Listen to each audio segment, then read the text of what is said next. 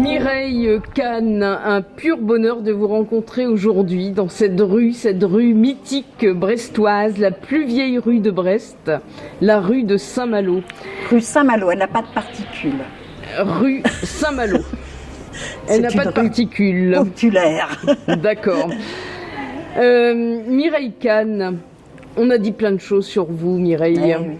Vous étiez la dernière des camps de Gaulois. Vous avez également été le dernier des Mohicans.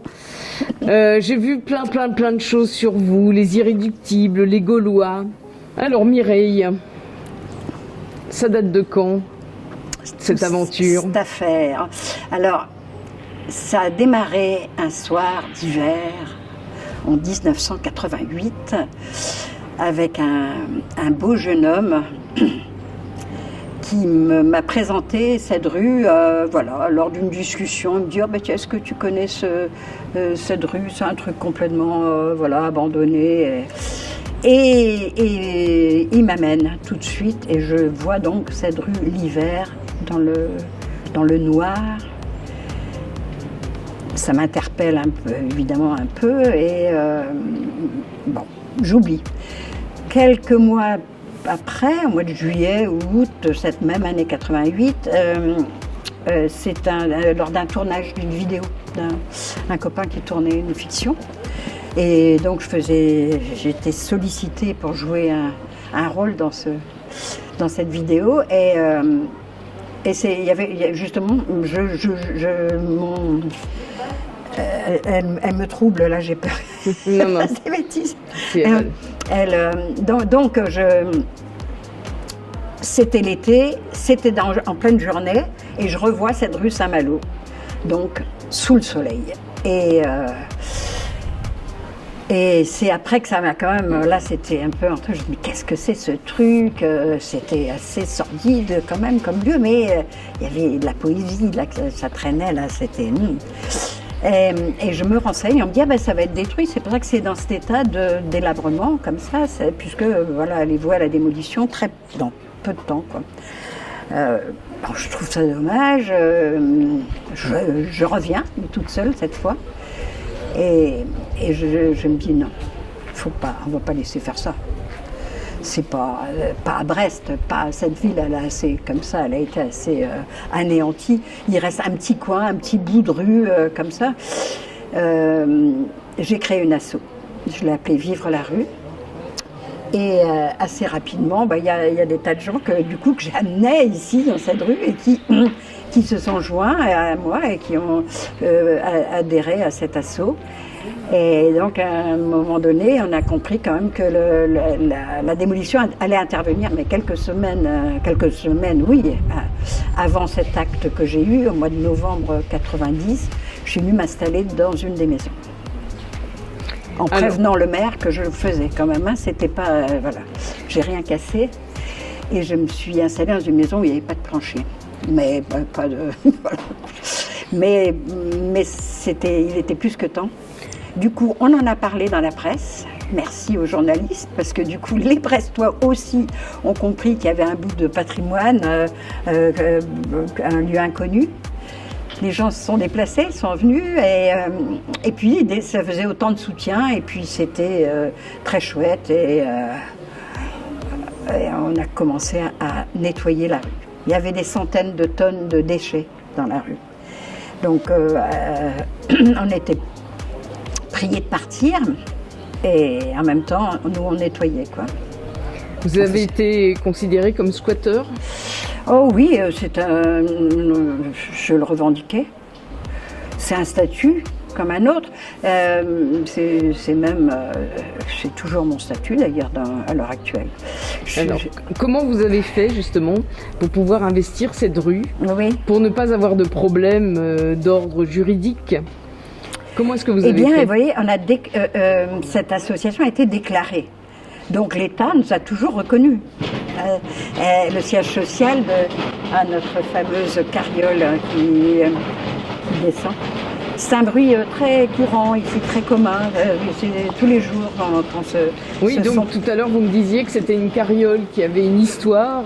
Oui, c'est un don Et cette carriole, pendant la guerre, a servi à deux personnes, à un couple de quitter Brest qui était sous les bombardements pour aller jusqu'à Plougastel. Et toutes leurs affaires étaient dans cette petite carriole. Je l'aime beaucoup et elle est surtout extrêmement pratique et toujours roulante. Alors, comment est-ce que vous avez fait pour passer d'un statut de squatteur à un statut officiel? Comment est-ce que vous avez fait? Eh bien ça, en déclarant cet assaut chaque année, le préfet signe un papier. On est l'association Vivre la rue, à son siège social, 17 rue Saint-Malo. Donc là, à partir de ce moment-là, on est légitime. Sinon... Maintenant, avec la ville, ça n'a jamais été très bien défini. Autant c'était bien pourri au début, notre relation. Mais au début, ça a duré quand même. Il faut pas... Ça a duré. Et il y avait dans le quartier des gens qui comprenaient vraiment pas ce qu'on venait y faire et qui étaient hostiles. C'est le moins qu'on puisse dire. Donc des menaces de mort, j'en ai eu, mais alors un paquet, quoi. À tel point que j'en avais fait une exposition pendant un moment des menaces de mort. Et à chaque fois qu'on mettait quelque chose, qu'on arrangeait cette rue, qu'on y mettait quelque chose, des plantes par exemple, maintenant il y en a, elles tiennent à peu près le coup. Mais là, elles étaient tout de suite détruites. Tout était détruit, toutes nos tentatives d'amélioration. Les maisons, la première maison qu'on retape 15 jours après, incendiée. Une autre maison qu'on retape quelques temps après, mais retaper, ça veut dire vraiment mettre beaucoup de moyens quand même humains. Incendiée, et puis une troisième, enfin voilà, ça a été long comme ça, hein, ça a été sur un long moment. Mais bon, alors raconter comme ça fait triste hein, comme histoire, mais en réalité, c'était ponctué de belles fêtes, de rencontres magnifiques et de rigolades, à n'en plus avec des amis aussi, mais des moments dramatiques comme ça, quoi. Est-ce qu'on peut considérer que cette partie de Brest est considérée comme une zone de non-droit? Oh, d'abord, non, je pense pas. C'est pas une zone de non-droit. Nous, on veille à ce que, oui, nous, on veille à ce que tout se passe très bien et que le respect, enfin, que les voisins soient respectés. Il y a jamais de bruit la nuit. On fait en sorte déjà, on entretient cette rue. C'est nous qui la nettoyons. Tout le monde y passe. C'est un endroit extrêmement fréquenté. Mireille, vous regardez au loin. Alors, je passe beaucoup de temps à surveiller, voir si tout va bien, si on n'embête pas les chats, par exemple. C'est ce que je regardais là. Parce que, bon, souvent je suis obligée de dire aux gens de respecter aussi le calme pour eux, pour pas forcément toujours les tripoter comme ça. Mireille, j'ai une question. Oui. Le jour fatidique, vous aimeriez être incinéré et avoir vos cendres ici? Oh oui, je vois pas où elles iraient à part ici. Non, c'est bien sûr. Et... Vous avez déjà des amis ici? Oui, bien sûr. C'est comme ça que les plantes poussent bien ici. C'est un lieu de recueillement? Aussi, voilà. Et c'est du côté un peu japonisant que se trouve? C'est absolument, ouais, c'est par là. C'est sûrement par là qu'il y a de la place encore. Mais il y a beaucoup d'animaux et il y a des humains, des cendres d'humains. Merci beaucoup Mireille. Merci à vous. Merci.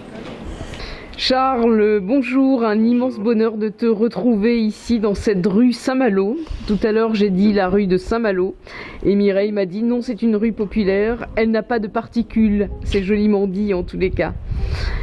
Qu'est-ce qui t'amène ici ? En tant que service civique, du coup je suis en service civique à rue Saint-Malo. Et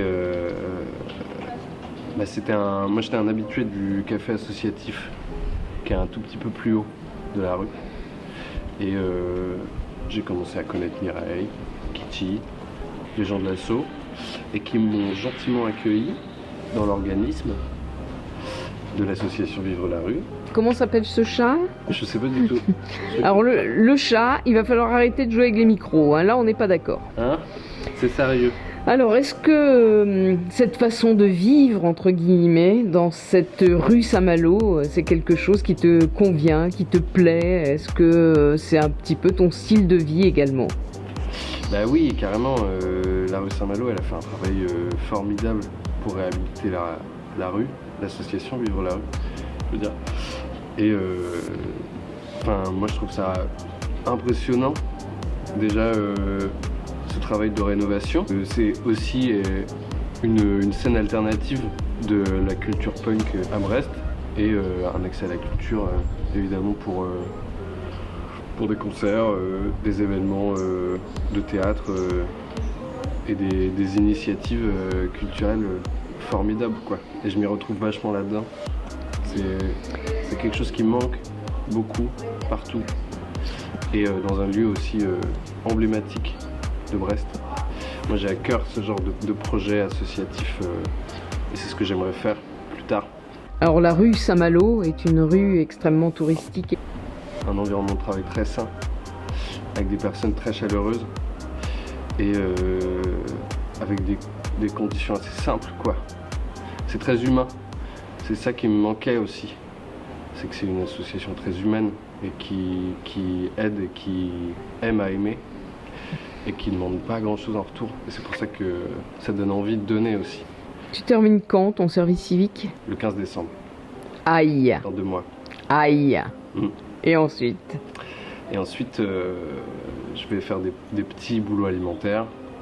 Qu'est-ce que ce service civique Vivre la rue t'a apporté? Apporter quelque chose que j'avais pas.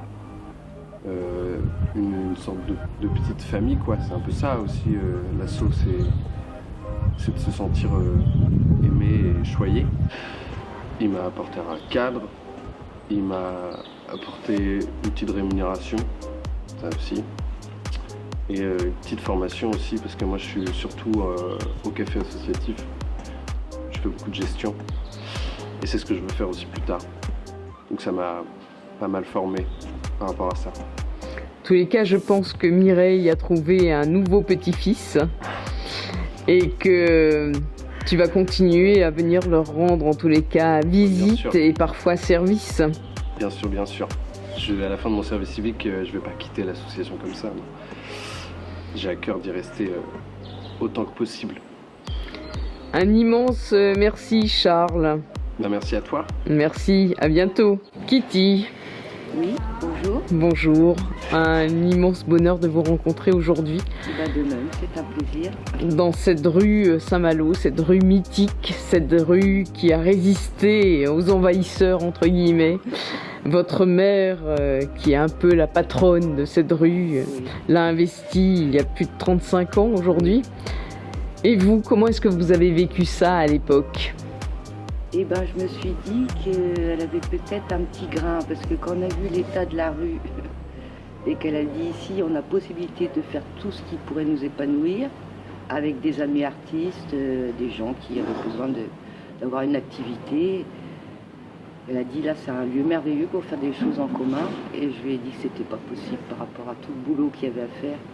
Mais ça a été un formidable défi qu'on a relevé, et aujourd'hui on est très très heureuse d'avoir été au bout de cette aventure, mais qui continue évidemment, mais les lieux sont enfin sauvés et sa vie à travers des spectacles, des rencontres humaines, on croise des tas de gens très très sympathiques et très intéressants. Mais comment est-ce que vous l'avez vécu, vous, psychologiquement ? Parce que c'est pas évident d'avoir une maman marionnettiste qui vous annonce un jour « Coucou, on va aller squatter dans une rue ». Comment vous l'avez vécu ? Plutôt bien, parce que moi c'était à l'époque où je sortais de l'école des Beaux-Arts et que je me demandais ce que j'allais faire de ma vie. Et je me suis dit, ben voilà, j'ai trouvé quelque chose qui me plaît vraiment. Alors quel est votre rôle au sein de cette association ? Je m'occupe un peu de tout, mais je m'occupe surtout de ce qui est administratif, puisque personne ne veut trop s'en charger et que c'est pas facile à faire. Donc je me sacrifie pour faire ça et autrement je fais beaucoup de films, ça m'intéresse bien plus d'organiser les événements culturels et de filmer les artistes sur scène. Mais je fais beaucoup de secrétariat et de trésorerie, répondre aux mails. Alors d'où vient l'argent justement que vous gérez? Et ben en fait il n'y a pas tant que ça d'argent, puisque quand on fait les comptes il faut valoriser le bénévolat. Et quand on compte le travail bénévole, il représente à peu près 80% du budget de l'association, ce qui est énorme. Et ensuite, on a à peu près 10% de subventions. Et puis le reste, c'est les recettes des manifestations culturelles, quand il y en a. Parce que parfois, on ne gagne pas d'argent, on est content quand même, si ça s'est bien passé, que ça a donné du plaisir à tout le monde. Alors votre maman n'est pas éternelle, on en parlait tout à l'heure, Oui. comme tout le monde. Mm. Vous, qu'est-ce que vous avez envie de faire après de cette rue? J'aimerais beaucoup qu'elle perdure, mais je n'ai pas du tout le caractère et le tempérament de maman, qui elle est très active sur le terrain. Et moi je suis plutôt introvertie et j'aime faire les choses en dessous, discrètement. Est-ce que vous avez déjà vécu dans cette rue en étant dans la peur? Peur d'être délogé, peur d'être exproprié, enfin même pas exproprié puisque vous n'êtes pas propriétaire. Non. Est-ce que vous avez déjà eu peur? On a eu peur à plusieurs reprises parce qu'il y a eu plusieurs tentatives de nous déloger d'ici, et puis en disant que c'était provisoire,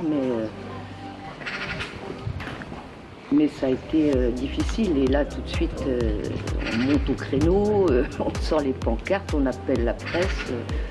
On informe les gens qu'il y a une menace sur cette rue qu'ils aiment tant, et en général ça s'arrange comme ça, puisqu'on mobilise aussi des architectes qui ont travaillé avec nous pour dire que c'est possible de restaurer la rue au lieu de la démolir. Donc, Votre maman veut en faire un théâtre? gros projet, et puis que je ne sais pas du tout comment on pourrait le financer, mais l'idée est belle effectivement. Ouais. Maintenant on revendique la rue Saint-Malo comme un patrimoine commun qui appartient à tous, donc c'est à chacun de la faire vivre.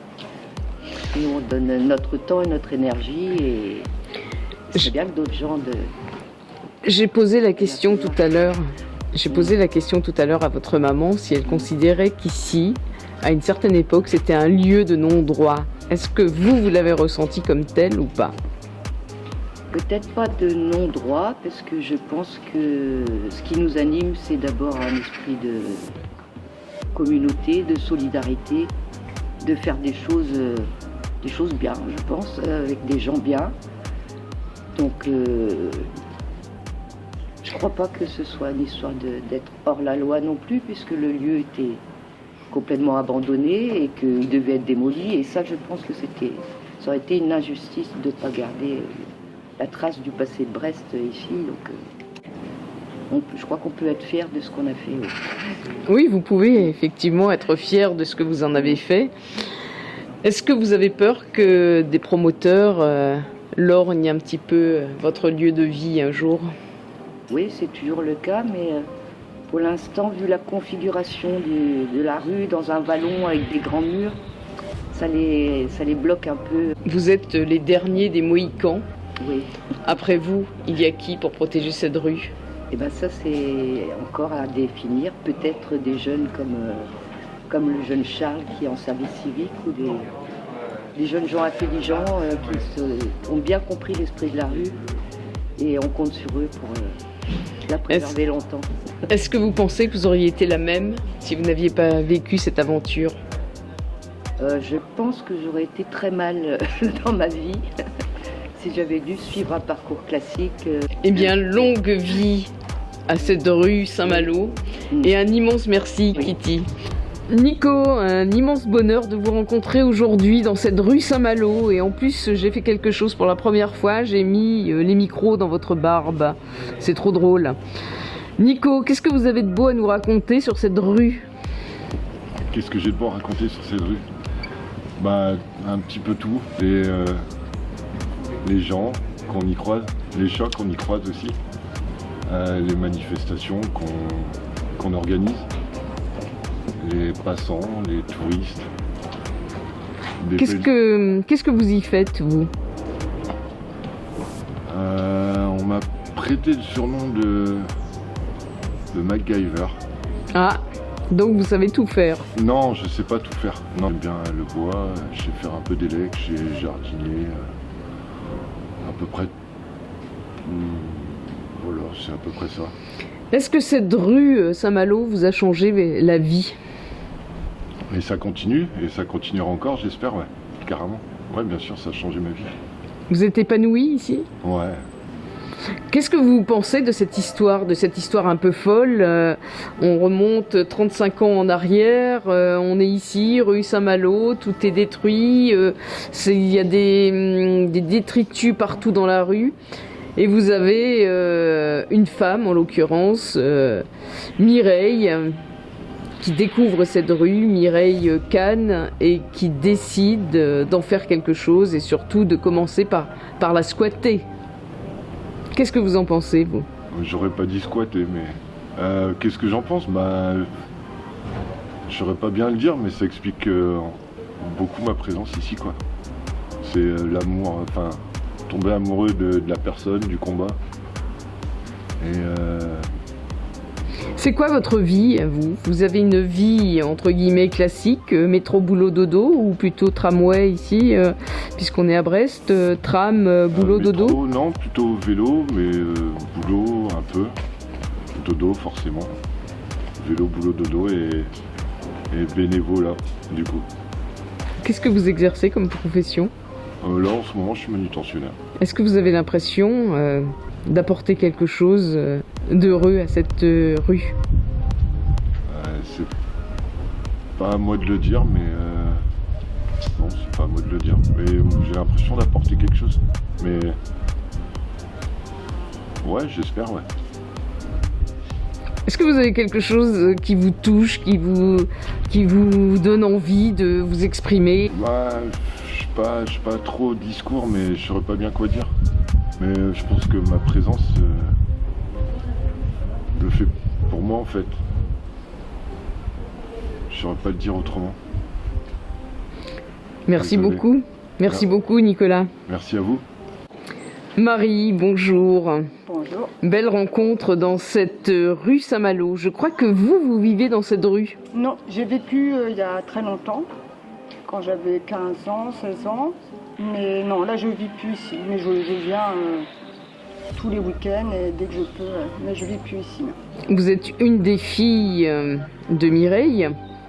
Qui est-ce qui vit dans cette rue alors? Là, il y a ma mère et ma sœur, Karine. Alors, qu'est-ce que ça vous apporte, cette rue Saint-Malo?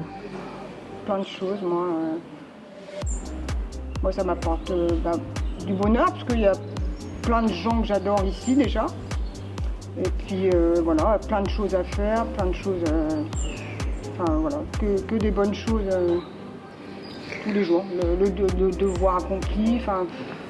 Est-ce que ça vous arrive d'apporter des idées pour cette rue? Oui. Qu'est-ce que vous apportez par exemple comme idée? On a beaucoup de chats par exemple, donc déjà j'appelle des assos pour nous aider un petit peu, ce genre de choses quoi. C'est plus, Ils viennent voilà, d'où une aide en plus.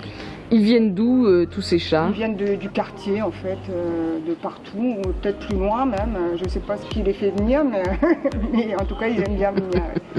Ils viennent ici parce qu'on s'en occupe. Est-ce que vous avez eu le sentiment, quand vous étiez jeune et que vous viviez avec votre maman, d'être des squatteurs? Non, jamais. Vous avez eu le sentiment de quoi? De sauver la rue, c'est tout. Voilà, de sauver une rue qui allait être démolie. Donc c'est que ça en fait. Ouais. Et qu'est-ce que vous aimeriez voir dans cette rue? Qu'est-ce que vous aimeriez y faire? Je crois qu'on fait déjà tout ce qu'on aimerait faire en fait, mais peut-être avoir plus de moyens, voilà. C'est ce qui nous manque. Le monde est là, l'envie est là, c'est juste les moyens qui nous manquent en fait. Vous êtes partante également pour faire un théâtre là derrière vous, là où vous êtes, dans le décor là? Oui, c'est un gros projet ça fait longtemps. Hein. Ouais. Alors ce sera un théâtre comment? Un théâtre couvert, un théâtre de plein air, un théâtre. Oui. Et vous aimeriez attirer quel type de spectacle? Ah bah tout type. Vous n'avez pas de coup de cœur particulier? Non. Oh, tout genre de spectacle. C'est ce qu'on fait. On ne choisit pas ce qu'on aime nous en général comme spectacle. On choisit pour que tout le monde puisse y trouver son compte. Est-ce que vous avez l'impression que votre vie aurait été différente si vous n'aviez pas eu cette maman, Mireille? Oui, c'est sûr. Elle vous a amené des fois dans des galères ou ça a Non. toujours été des choses Non, fluides, voilà. simples? Moi, j'ai toujours fait avec joie ce qu'elle nous emmenait faire, parce que je sais que c'est pas des galères, c'est toujours quelque chose de merveilleux de toute manière. Donc, et je pense que ma vie, elle aurait été un peu triste, je pense, si j'avais pas eu tout ce qu'on a aujourd'hui. Ça, c'est sûr. Vous êtes comme votre maman, vous voulez être incinérée, avoir vos cendres ici? Si possible. Il y a déjà mon chat, mon lapin, donc oui, si c'est possible, oui, si on a le droit, on le fera. Ouais. Vous semblez être en tous les cas épanouie. Je pense Oh. que la rue Saint-Malo, c'est votre vie. C'est ça, c'est ma vie. J'y suis depuis qu'on est arrivé le premier jour, et je sais que je la quitterai jamais, c'est pareil. Et encore dans 50 ans, je pense après il y aura des enfants aussi qui seront là. On n'est pas près de la quitter, la rue. Merci beaucoup. Merci. Merci. Merci à vous.